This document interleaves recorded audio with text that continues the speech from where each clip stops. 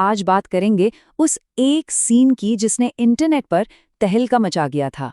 जी हाँ, हम बात कर रहे हैं 2025 की ब्लॉकबस्टर फिल्म धुरंधर के उस सीन की जिसने रातों रात सबको अपना दीवाना बना लिया। अब सवाल ये उठता है कि जिस फिल्म में रणवीर सिंह, संजय दत्त, आर माधवन जैसे बड़े बड़े सुपरस्टार्स हों, वहां आखिर ऐसा क्या हुआ कि एक डांस ने पूरी की पूरी लाइमलाइट ही चुरा ली।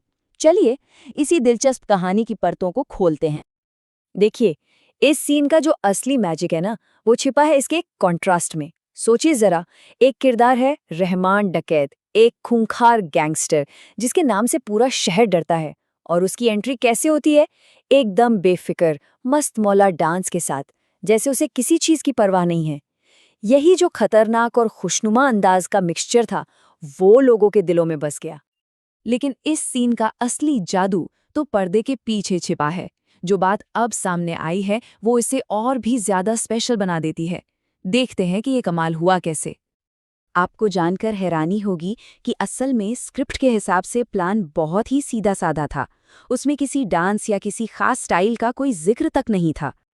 मतलब प्लान बस इतना सा था कि रहमान डकैत गाड़ी से उतरेगा, भीड़ को हाथ हिलाएगा और सीधा जाकर अपनी गद्दी पर बैठ जाएगा। बस एक टिपिकल विलेन की एंट्री। लेकिन फिर शूट शुरू होने से ठीक पहले अक्षय खन्ना डायरेक्टर आदित्य धर के पास गए और बस एक सवाल पूछा, आदित्य, क्या मैं थोड़ा डांस कर सकता हूं? इसी एक सवाल ने सब कुछ बदल कर रख दिया। और नतीजा, बिना किसी रिहर्सल, बिना किसी तैयारी के अक्षय खन्ना ने वो किया जो बस उनके दिल से निकला। कहते हैं कि सेट पर मौजूद हर कोई, यहां तक कि रणवीर सिंह भी, बस हैरान होकर उन्हें देखते ही रह गए। तो ये तो था इस जादू का पहला हिस्सा, स्पॉन्टेनिटी। पर कहानी में एक और बहुत बड़ा ट्विस्ट है। जो चीज़ पर्दे पर इतनी आसान और मज़ेदार लग रही थी, उसे करने में जो मेहनत लगी वो कमाल की थी।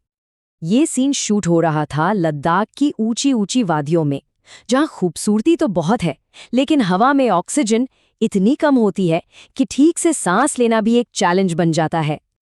पर्दे पर तो हमें अक्षय खन्ना की जबरदस्त एनर्जी और बेफिक्र अंदाज दिखता है।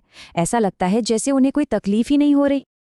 लेकिन कैमरे के पीछे की सच्चाई बिल्कुल अलग थी। हर एक टेक के बाद उन्हें फौरन ऑक्सीजन मास्क की जरूरत पड़ रही थी। सांस लेने में इतनी मुश्किल के बावजूद उन्होंने पर्दे पर वो जादू बिखेरा। ये दिखाता है कि वो अपने काम को लेकर कितने डेडिकेटेड हैं।